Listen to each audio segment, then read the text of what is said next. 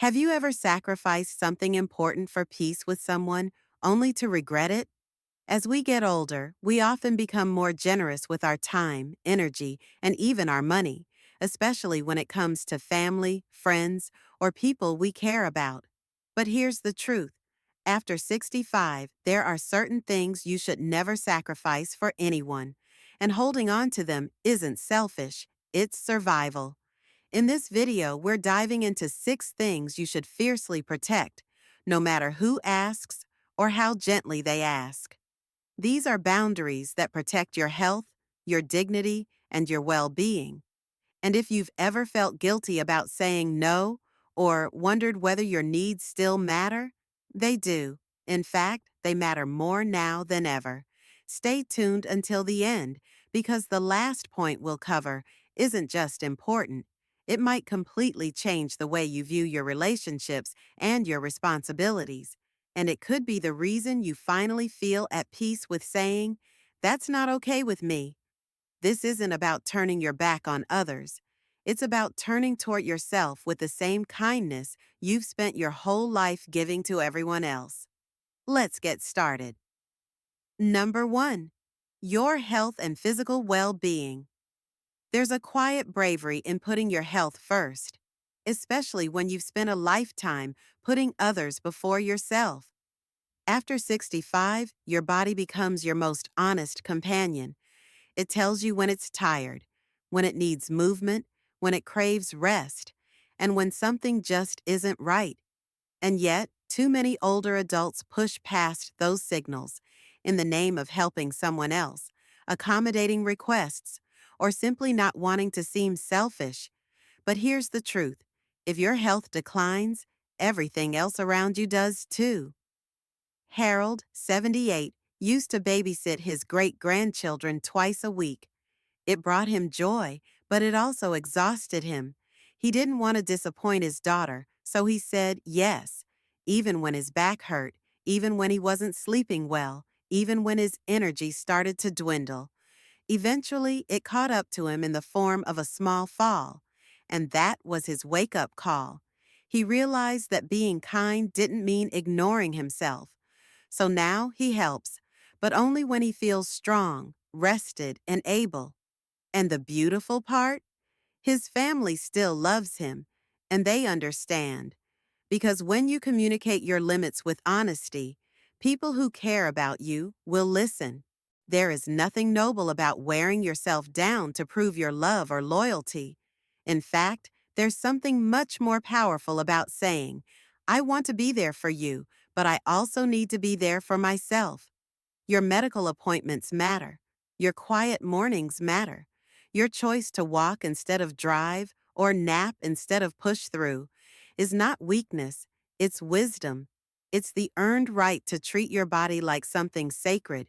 You're not letting anyone down by protecting your health. You're showing them what it means to value life. And sometimes, the most loving thing you can do is model self-care to the people who are watching. When they see you taking care of yourself, they learn how to do the same. Your well-being sets the tone for everything else. Don't trade it for convenience. Don't give it away for guilt. It's yours. Keep it, guard it, honor it. Number 2, your personal boundaries. There comes a point in life when you realize that your time, your energy, and your presence are no longer things to be handed out freely. They are gifts. After 65, every hour becomes more precious, and every moment of peace is worth protecting. And yet, one of the most difficult lessons to learn is how to say no without feeling guilty. Whether it's a family member asking for a favor, a friend overstepping with advice, or someone assuming you're always available, the pressure to accommodate can feel endless. But the truth is, your boundaries are not rude, they're necessary. Evelyn, 74, had always been the one everyone called when they needed something: a ride to the store, a place to stay, a listening ear. And while she cherished her role in the lives of others, she often ignored her own needs in the process. It wasn't until she started feeling drained, emotionally and physically, that she began to understand the cost. So she started small, turning her phone off during her morning coffee, saying, "Not today," when she didn't have the energy, politely declining invitations that didn't bring her joy. And something unexpected happened. Instead of pulling away, the people around her began to respect her more. They saw her as someone who loved deeply, but who also knew her limits. Boundaries are not walls, they are doors with locks. They allow you to decide who and what gets in. And after 65, you've earned the right to be selective. Not everyone who wants your time deserves it. Not every conversation needs your opinion. Not every family emergency is yours to fix. You can care without rescuing. You can listen without absorbing, and you can love without sacrificing your peace. Learning to honor your own boundaries is one of the most empowering shifts you can make. It's not about being cold, it's about being clear. It's about preserving your spirit, your health, and your energy for the things that truly matter. And when people push back, it's not your job to fix their discomfort. It's your job to stay rooted in what's right for you. Because peace, once earned, is too valuable to give away. If you're still watching this video and finding these insights valuable, please comment number 2 below to let me know you're here. And if you haven't subscribed yet, I recommend you subscribe and turn on the bell so you don't miss any videos. Your support helps us continue creating good content to inform and inspire you. Now, let's move forward. Number 3, your peace of mind. There is something profoundly sacred about peace, real, quiet, inner peace. After a lifetime of rushing, worrying, and giving yourself to others, protecting your mental and emotional calm becomes not just important, it becomes essential. And yet, it's astonishing how quickly that peace can be disrupted when you let others' chaos become your own. Their urgency, their drama, their need to involve you in things that stir up stress or steal your attention. It's like a storm you didn't ask to be caught in. But at 65 and beyond, you get to step out of the storm and choose calm instead. Roger, 81, had always been the mediator in his family. Every argument, every tension, every sibling disagreement, he stepped in, hoping to smooth it over. But over time, he began to notice how drained he felt afterward. The emotional toll wasn't worth it, so he made a quiet decision to stay available, but not entangled. Now, when he gets those phone calls, he listens with care. But he doesn't jump in. He offers perspective, not solutions. He keeps his peace, and in doing so, he models it for others. You don't have to attend every argument you're invited to. You don't have to explain your choices to people who are committed to misunderstanding them. And you don't have to absorb the moods, fears, or projections of others just because you're nearby. Peace of mind is your resting place, your anchor, your home. And protecting it may mean walking away from conversations, turning off the news, declining invitations, or simply giving yourself permission to do nothing. There is strength in stillness. There is clarity in silence. And when you prioritize your peace, everything else becomes easier to manage. Your health improves, your thoughts become clearer, and your relationships grow deeper because you're not reacting to everything. You're choosing what deserves your attention. And the older you get, the more valuable that choice becomes. After all these years, you've earned the right to a mind that rests, a heart that's unburdened, and a life that feels gentle. That kind of peace isn't selfish, it's wise, it's powerful, and most importantly, it's yours to protect. Number 4, your financial security money may not buy happiness, but after 65, it certainly buys freedom. Freedom to say no, to live comfortably, to get the care you need, and to enjoy the life you've worked hard to build. Yet for many older adults, there's an unspoken pressure to give financially, especially to loved ones. Maybe a child is struggling. Maybe a grandchild needs help with college. Maybe someone hints that you don't need it anyway, but your savings, your pension, your nest egg, those aren't extra. They are your shield, your safety, your future. Marilyn, 76, had always been generous with her children, birthdays, holidays, even rent payments and emergencies. She never hesitated, but as time went on, she began dipping into her retirement funds more often. One day, she realized she was starting to worry about her own bills, her own health costs, her own needs. That worry was new, and it felt like a warning. So she sat down, reviewed her finances, and made changes. She didn't stop giving altogether. She just started giving within her means. And most importantly, she stopped giving out of guilt. Your financial well being is not a community fund. It's not a reward to be shared based on who asks the loudest. It's the result of years, decades of hard work, sacrifices, and smart decisions. And now it's what allows you to sleep at night, pay for what matters, and say yes to experiences you might have once postponed.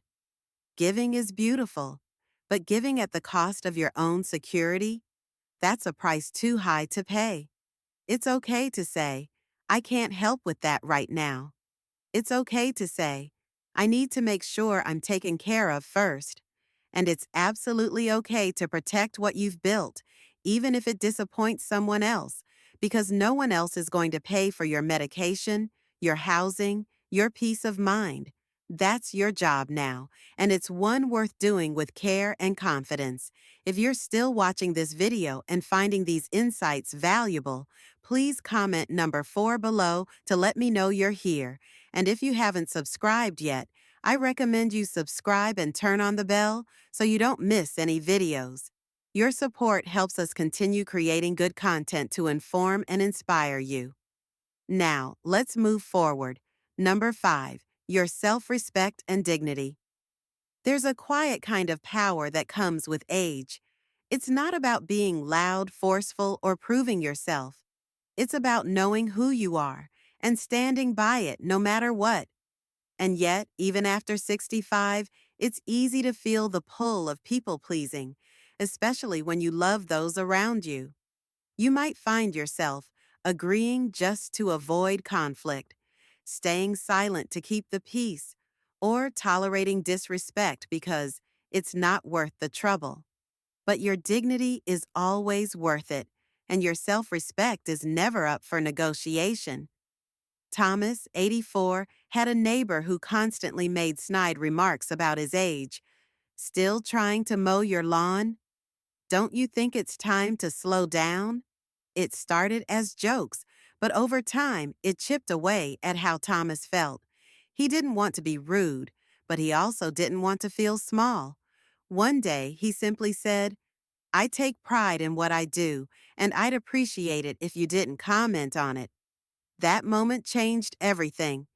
The neighbor backed off, and Thomas stood a little taller, not because he won an argument, but because he defended himself. You don't need to explain your choices to anyone who mocks them. You don't need to apologize for being independent, opinionated, or quiet. And you certainly don't need to tolerate disrespect in the name of harmony. Your life experience, your values, and your boundaries deserve to be honored. If someone can't respect them, that's a reflection of them, not you. The older you get, the more you realize that dignity isn't about status or reputation. It's about how you carry yourself when no one is watching, not letting others determine your worth, and remembering every single day that you are enough, just as you are. Respecting yourself sets the tone for how others treat you. And if someone pushes you to compromise that, it's okay to step back. You've earned the right to be spoken to with kindness, be treated with fairness, and be seen with clear eyes. Never let anyone take that from you. Number 6, your freedom to choose.